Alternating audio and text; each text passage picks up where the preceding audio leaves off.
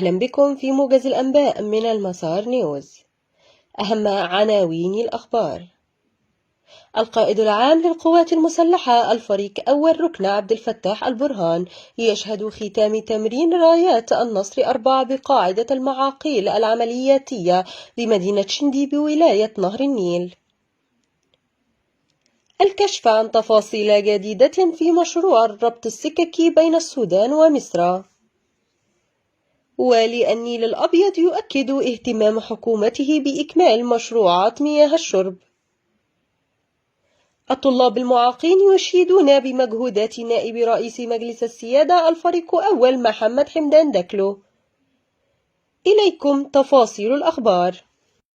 حيا السيد رئيس مجلس السيادة الانتقالي القائد العام للقوات المسلحة الفريق أول ركن عبد الفتاح البرهان قادة وضباط صف وجنود القوات المسلحة المنتشرون بكل شبر بالبلاد، كما أثنى على القوات التي نفذت تمرين رايات النصر 4، مؤكدا على أن القيادة العامة للقوات المسلحة ستستمر في توفير الإمكانيات المطلوبة لتدريب القوات ورفع كفاءتها القتالية.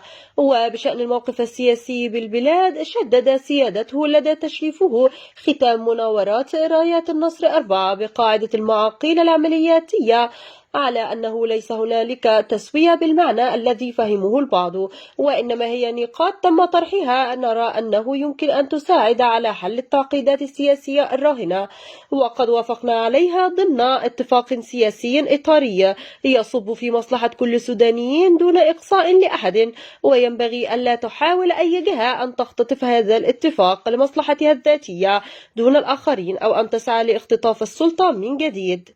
وذكر سيادته أن القوات المسلحة لن توافق في مرحلة الاتفاق النهائي للعملية السياسية الجارية على أي بنود يمكن أن تنال من ثوابت البلاد، وتريد أن تقود العملية السياسية الجارية إلى حكومة مستقلين تستطيع أن تنقل البلاد نقلة حقيقية إلى الأمام. وأشار سيادته إلى أن القوات المسلحة تطمئن مواطنيها بأنها ستظل في خدمتهم وتعمل على حمايتهم وستحافظ على تماسك البلاد كما ظلت تعمل منذ مئات السنين. قال وزير النقل السوداني هشام أبو زيد أن الدراسات الفنية والتصميمية لمشروع إنشاء خط سكك حديدية بين مصر والسودان ستبدأ مطلع العام المقبل، وتستغرق ما بين عام ونصف إلى عامين بسبب صعوبة الطريق ومسار المشروع. وأضاف أبو زيد في تصريح صحفي أنه تم توفير تمويل المشروع من صندوق التنمية الكويتي لصالح مصر لإجراء الدراسات اللازمة على أن يعقبها تحديد آلية التنفيذ. من جهته أكد وزير النقل كامل الوزير أن العمل يجري حاليا في مصر بمشروع الربط السككي بين مصر والسودان وتحديدا في أسوان لأبو سمبل، معلنا عن انتهاء الدراسات الخاصة بالجانب المصري لربط المسافة من أبو سمبل إلى وادي حلفة تمهيدا لدخولها حيز التنفيذ قريبا.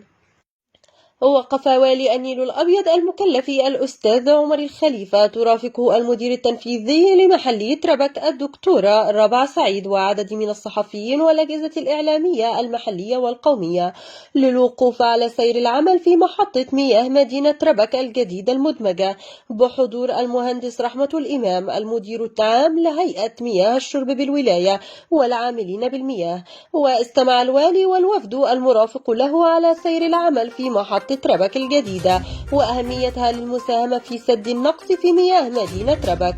وأكد والي النيل الأبيض في تصريحات صحفية اهتمام حكومته بتنفيذ المشروعات التنموية والخدمية، وقال أن محطة مياه مدينة ربك ستكون إضافة حقيقية لحل مشكلة المياه بمدينة ربك، وأن المحطة ستنتج 5000 متر مكعب في اليوم بتكلفة إجمالية قدرها 1,270 مليون جنيه، وأن نسبة التنفيذ في هذه المحطة بلغ 35%. نشرتنا مستمرة نوافيها بعد فاصل قصير. مكافحة تهريب المهاجرين على طاولة لجنة إعداد مسودة القانون. قوات الدفاع المدني ولاية بالجزيرة تسيطر على حريق بمباني شركة لوتا للتنمية. الإنقاذ البري يتمكن من استخراج طفل حديث الولادة من مرحاض بمدينة الفتح. نشرتنا مستمرة نوافيها بعد فاصل قصير. مكافحة تهريب المهاجرين على طاولة لجنة إعداد مسودة القانون. قوات الدفاع المدني ولاية بالجزيرة تسيطر على حريق بمباني شركة لوتا للتنمية. الإنقاذ البري يتمكن من استخراج طفل حديث الولادة من مرحاض بمدينة الفتح.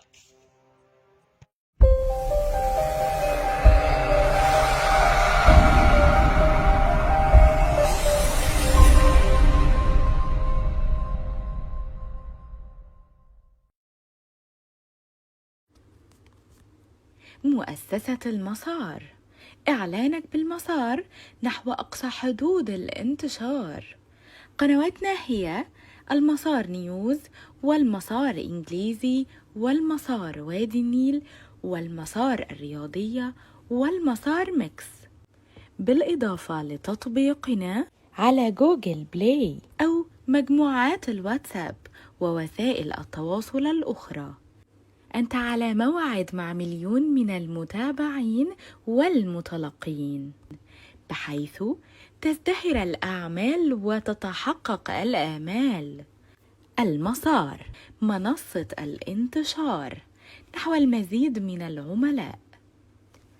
لمزيد من المعلومات يمكنكم الاتصال على مكتبنا في السودان على الأرقام التالية، أو مكتبنا في مصر على الرقم ده، أو عن طريق موقعنا www.elmasarnews.com أو www.elmasarenglish.com.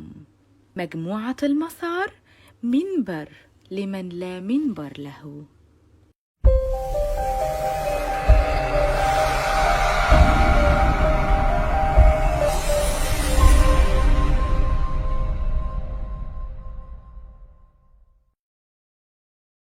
مستمعينا، عدنا إليكم من جديد.